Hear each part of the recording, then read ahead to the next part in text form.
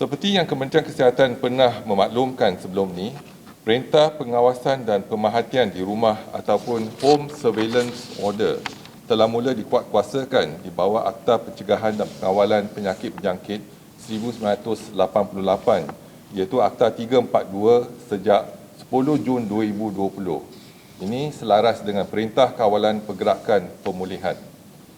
Bilangan person under surveillance iaitu PUS yang discharge dari pusat kuarantin pada 10 Jun 2020 dan kemudiannya diletakkan di bawah home surveillance order adalah seramai 5,909 orang, iaitu bagi melengkapkan tempoh kuarantin selama 14 hari.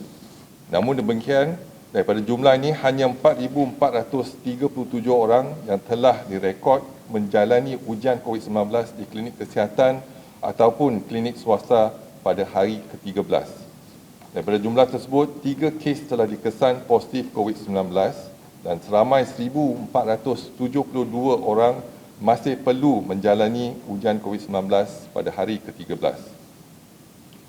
Ingin dimaklumkan bahawa semua individu yang pulang dari luar negara, iaitu termasuk rakyat Malaysia, pemastautin tetap dan mereka yang dibenarkan masuk atas urusan kerja, wajib menjalani kuarantin di tempat kediaman masing-masing selama 14 hari seperti yang dinyatakan dalam garis panduan Perintah Pengawasan dan Pemerhatian di Rumah Kediaman, iaitu Annex 14B.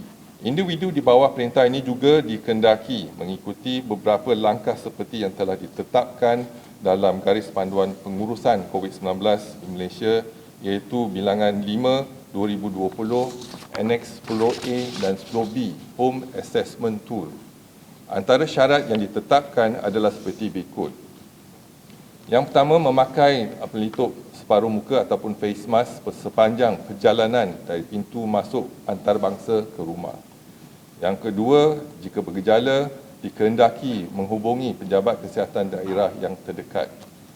Nombor 3 ialah gelang perintah pengawasan hendaklah dipakai sepanjang masa perintah pengawasan dan pemerhatian. Yang keempat, menjalani ujian COVID-19 pada hari ke-13 di klinik kesihatan ataupun klinik swasta yang diiktiraf oleh Kementerian Kesihatan dan mendapatkan salinan keputusan ujian tersebut.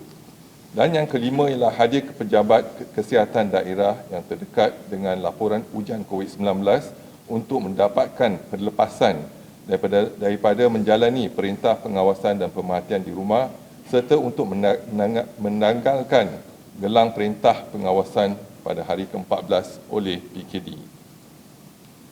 Kerajaan memandang berat kepatuhan perintah pengawasan dan pemerhatian ini.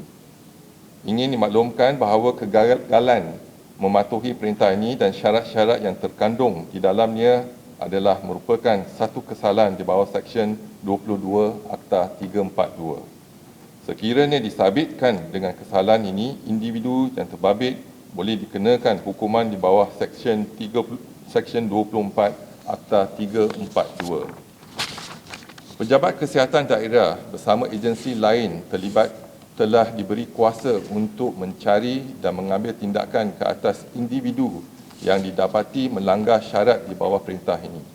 Mereka boleh didenda atau dipenjarakan atau kedua-duanya sekali. Justru pihak kementerian menyeru penggembara yang pulang ke Malaysia supaya terus bekerjasama kepada pihak Kementerian Kesihatan dan patuh kepada syarat di bawah perintah ini.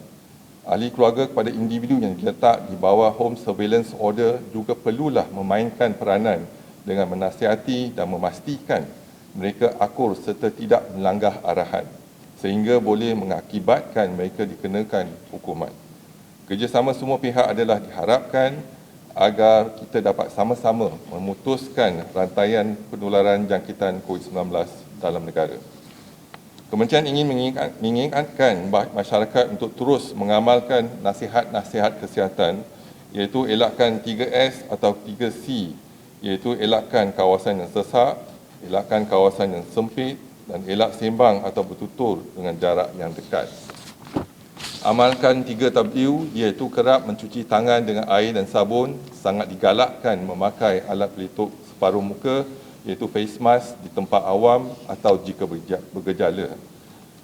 dan amaran daripada Kementerian Kesihatan yang lebih berkonsep peringatan seperti elak bersalaman dan bersentuhan, amalkan etika batuk dan bersin yang betul, dapatkan rawatan segera jika bergejala, duduk di rumah dan elakkan mengunjung, lakukan aktiviti disinfeksi dan pembersihan di kawasan yang kerap disentuh. Selain itu, ingatlah kepada SOP, iaitu S, syarat-syarat seperti yang ditetapkan di bawah Perintah Kawalan Pemulihan. O ialah orang yang berisiko tinggi seperti kanak-kanak, bayi, warga emas dan orang kurang upaya perlu dilindungi. Manakala individu tidak sihat dan bergejala dikehendaki segera menjalani pemeriksaan kesihatan. P ialah penjarakan sosial diamalkan pada setiap masa, iaitu sekurang-kurangnya 1 meter. Kementerian akan terus memantau perkembangan kejadian jangkitan dalam negara dan juga luar negara melalui maklumat yang diperolehi daripada Pertubuhan Kesihatan Sedunia, dan orang ramai akan sentiasa dimaklumkan sebarang perkembangan terkini, dan kementerian akan memastikan langkah pencegahan dan kawalan dilaksanakan berterusan.